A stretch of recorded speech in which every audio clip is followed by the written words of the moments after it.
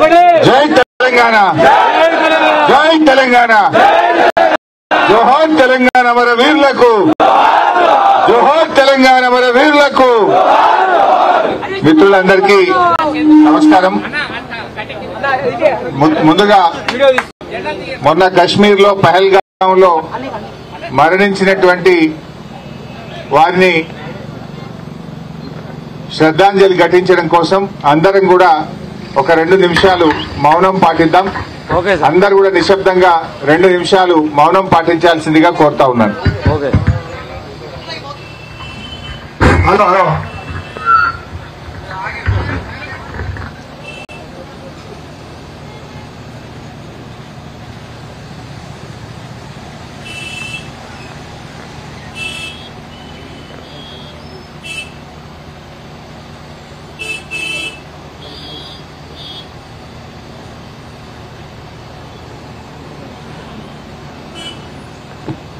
జై తెలంగాణ.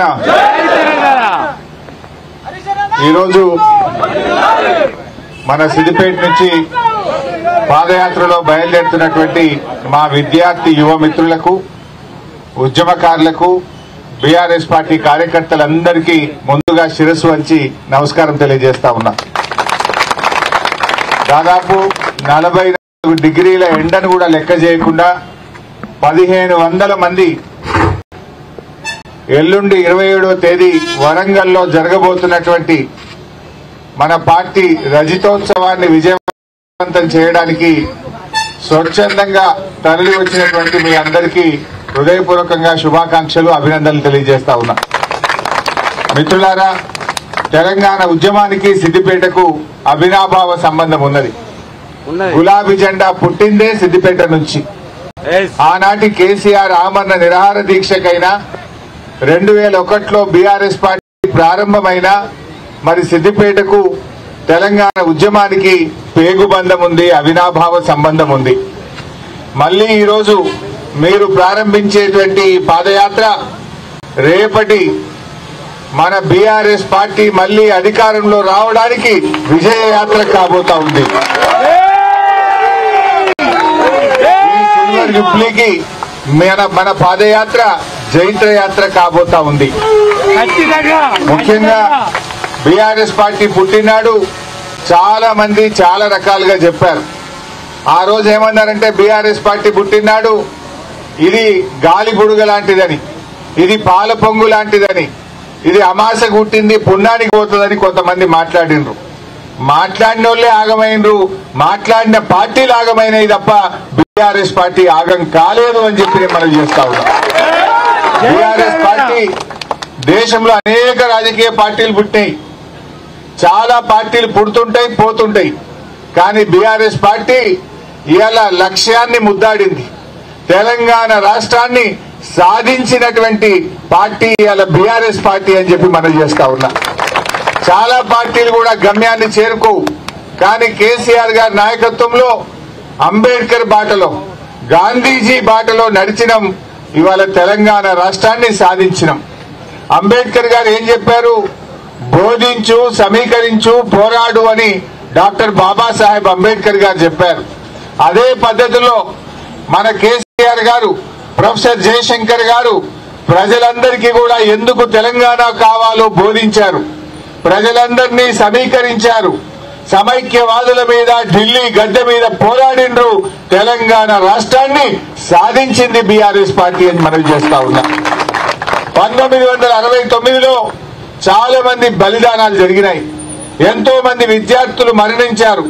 హింస ఆనాడు ప్రజ్వరిల్లిన హింస వల్ల చాలా మంది కూడా విద్యార్థులు ప్రాణాలు తీసుకోవడం జరిగింది. పోలీస్ కాల్పుల్లో 369 మంది చనిపోయింది. ఆనాటి ఉద్యమాన్ని దృష్టిలో పెట్టుకొని, ఆనాడు జరిగిన హింసను దృష్టిలో పెట్టుకొని మలిదశ తెలంగాణ ఉద్యమంలో కేసీఆర్ గారు గాంధీజీ చూపినటువంటి బాటలో, అహింసాయుత మార్గంలో, సత్యాగ్రహ మార్గంలో ఈ తెలంగాణ ఉద్యమాన్ని ముందుకు నడిపిండ్రు. మరి ప్రజాస్వామ్య పద్ధతుల్లో తెలంగాణను సాధించిండ్రు కేసీఆర్ గారు. 14 ఏళ్ల ఉద్యమం, 10 ఏళ్ల పాలన, ఇప్పుడు సంవత్సరంన్నర ప్రతిపక్ష పాత్ర.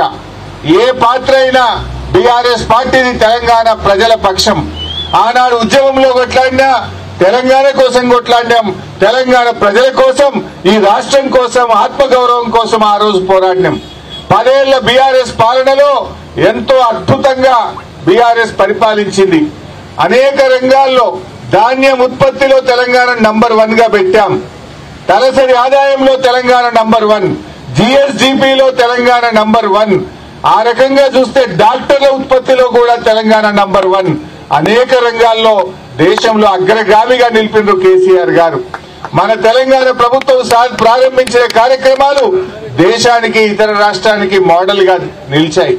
మిషన్ కాకతీయ దేశం మొత్తం కూడా చేశారు. మన మిషన్ భగీరథ హర్ ఘర్ కో జల్ అయింది. మన రైతు బంధు పథకం పిఎం కిసాన్ పథకానికి మార్గదర్శకమైంది. ఇలా ఎన్నో కార్యక్రమాలు ప్రారంభించి దేశానికి మోడల్ గా తెలంగాణను నిలిపాం.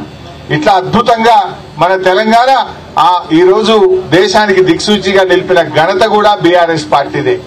మరి కాంగ్రెస్ పార్టీ 420 హామీలు ఇచ్చింది, అనేక ఆశలు చెప్పింది, అనేక దుర్మార్గపు వాళ్ళు ప్రచారాలు చేశారు. కానీ ఇవాళ ప్రజలు అర్థం చేసుకుంటున్నారు. ప్రజాస్వామ్యంలో ప్రపంచంలో గాని, దేశంలో గాని ఓడుతూ ఉంటాం, గెలుస్తూ ఉంటాం. బీఆర్ఎస్ పార్టీ గెలిచినప్పుడు పొంగిపోలేదు, ఓడిపోయినప్పుడు కుంగిపోయే పార్టీ కాదు. ఓడినా గెలిచినా ప్రజల మధ్య ఉంటాం, ప్రజల కోసం పనిచేస్తాం, ప్రజల పక్షాన నిలబడతాం. ఇది బీఆర్ఎస్ పార్టీ. దయచేసి నేను మీ అందరినీ కూడా కోరేది ఒక్కటే, మనం ఈ రోజు ఈ పాదయాత్ర ఇది కాంగ్రెస్ పార్టీకి చెంపపెట్టు కావాలి. ఆనాడు లంకలో రావణుడు చేసే అరాచకాల్ని ఎదిరించడానికి ఆనాడు రామదండు కదిలింది. ఈనాడు రాష్ట్రంలో రేవంత్ రెడ్డి ప్రభుత్వం యొక్క అరాచకాలను ఎదిరించడానికి, రేవంత్ రెడ్డి చేస్తున్న ప్రజా వ్యతిరేక కార్యకలాపాలను ఎదిరించడానికి ఈనాడు గులాబీ దండు కదులుతా ఉన్నది. ఈ గులాబీ దండు 3 రోజుల పాటు 70 కిలోమీటర్లు పాదయాత్ర చేసి మన యొక్క రజతోత్సవ సభను విజయవంతం చేయడానికి కదులుతా ఉన్నది మన గులాబీ దండు. మిత్రులారా, దయచేసి అందరం కూడా చాలా క్రమశిక్షణతో నడవాలి. నేను చూస్తున్నాను చాలా మంది రోడ్డుకు అవతల వైపు నిలబడుతున్నారు, అవతల వైపు నడుస్తున్నారు. ఇది పద్ధత? కార్యకర్తలు రోడ్డుకి యువతల వైపే ఉండాలి, అవతల వైపు బండ్లు పోవడానికి మనం ఫ్రీగా వదిలేయాలి. ట్రాఫిక్ ఇబ్బంది జరగనీయద్దు. అందరు కూడా క్రమశిక్షణతో నడవాలి. ఇది నేషనల్ హైవే. ఏ ఒక్కరికి చిన్న దెబ్బ తాకినా నా గుండె బాధపడుతుంది. దయచేసి ఎవరికి వాళ్ళు స్వీయ క్రమశిక్షణ పాటించండి, చాలా జాగ్రత్తగా నడవండి. ఇప్పటికే ఎండ్ అయింది, కొంచెం ఆలస్యం అయింది. ఇంకా కొన్ని గ్రామాల్లో ఇంకా వస్తూనే ఉన్నారు. ఎవరైనా మండల నాయకులు, గ్రామ నాయకులు లేట్ కమర్స్ ను తొందరగా పిలుచుకొని పాదయాత్రలో జాయిన్ చేసుకొని అందరు కూడా క్రమశిక్షణతో ముందుకు పోవాలని చెప్పి నేను కోరుతా ఉన్నా. కొంతమంది పాపం బ్యాగులు జబ్బలకేసుకున్నారు, బరువు అవుతుంది. మీ మండలానికి ఒక వెహికల్ పెట్టాం, ఆ వెహికల్ లో మీ బ్యాగులు పెట్టండి. మంచి పాటలతో, ఆటలతో చక్కగా ముందుకు సాగండి. ఎక్కడైనా గ్రామాలు వచ్చినప్పుడు రైతులతో మాట్లాడండి, మహిళలతో మాట్లాడండి, ప్రజలతో మాట్లాడండి, అవ్వా తాతలతో మాట్లాడండి. ఈ కాంగ్రెస్ పార్టీ చేస్తున్న అరాచకాలను ప్రజలకు వివరించండి. ఇలా రేవంత్ రెడ్డి ఏడాదినర్థం పాలనలో రైతు బంధు మోసం చేసిండు. వానకాలం రైతు బంధు ఎగ్గొట్టిండు, యాసంగి 2-3 ఎకరాలకు కూడా వేయలేదు. రుణమాఫీ సగం మందికి కూడా కాలేదు. ఇలా పంటల బీమా అన్నారు, బోగస్ అయిపోయింది. ప్రజలకు ఇచ్చిన హామీలన్నీ కూడా ఇవాళ డొల్ల అయిపోయినాయి. ప్రజలందరూ కూడా మళ్లీ కేసీఆర్ రావాలి, మళ్లీ బీఆర్ఎస్ ప్రభుత్వం రావాలని ఇలా ప్రజలందరూ కూడా ఎదురు చూస్తా ఉన్నారు. మరి మన ఈ పాదయాత్ర డెఫినెట్ గా ఈ రజతోత్సవానికి జైత్రయాత్ర అవుతుంది, మళ్లీ బీఆర్ఎస్ అధికారంలో రావడానికి విజయయాత్ర అవుతుందని చెప్పి నేను కోరుకుంటూ, అందరు కూడా మండల నాయకులు క్రమశిక్షణతో ముందుకు జరగాలి. మీరు బ్రేక్ఫాస్ట్ చేయలేదు, మిట్టపల్లి దగ్గర బ్రేక్ఫాస్ట్ ఉంది, మళ్లీ లంచ్ ఉంది. నేను తప్పకుండా రాత్రి డిన్నర్ లో మీకు బద్దిపడగలో వచ్చి డిన్నర్ లో మీతో పాటు భోజనం చేస్తా. ఎల్లుండి కూడా మళ్లీ లంచ్ లో మీతో పాటు ఉంటా. ప్రతిరోజు లంచ్, డిన్నర్ లో మీతో జాయిన్ అవుతానని చెప్పి మనవి చేస్తూ, ఎందుకంటే నాకు ఇంకా జిల్లా మొత్తం కూడా సమీకరణ చూడాలి, మన సిద్దిపేట సమీకరణ చూడాలి, బస్సుల వాహనాల ఏర్పాట్లు చూడాలి. కనుక మీరందరూ కూడా ఎవరికి వాళ్ళు ఉత్సాహంగా క్రమశిక్షణతో ఉంటూ, ఇది హైవే, ప్రజలకు ఇబ్బంది కావద్దు, రోడ్డు మీద పోయే వాహనాలకు ఇబ్బంది కావద్దు. దయచేసి ఎడమ వైపే నడవాలి, ఎవరికి వాళ్ళు క్రమశిక్షణతో ఉండాలి. అందరం కూడా మండలాల వారీగా, గ్రామాల వారీగా, పట్టణం వారీగా టీంలో నడవండి. ఈ టీంలో మీకు చిన్నా గారు గాని, మా శ్రీహరి యాదవ్ గాని, వర్మ గారు గాని, అదేవిధంగా కోల రమేష్ గౌడ్ గారు గాని, మహేష్ గాని, వీళ్ళందరూ కిషన్ రెడ్డి గారు గాని మీతో పాటు మీకు 24 గంటలు కంటికి రెప్పలాగా చూసుకుంటారు.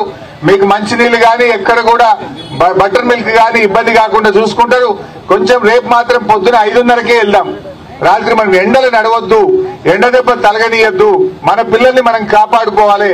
ఇవాళ ఒక్కరోజు కొద్దిగా లేట్ అయింది కనుక కొంచెం ఎండ అవుతుంది. పాలమాకలో లంచ్ ఉన్నది. అందరం కూడా జాగ్రత్తగా నడిచి ముందుకు సాగాలని కోరుతూ జై తెలంగాణ, జై తెలంగాణ, జై కేసీఆర్.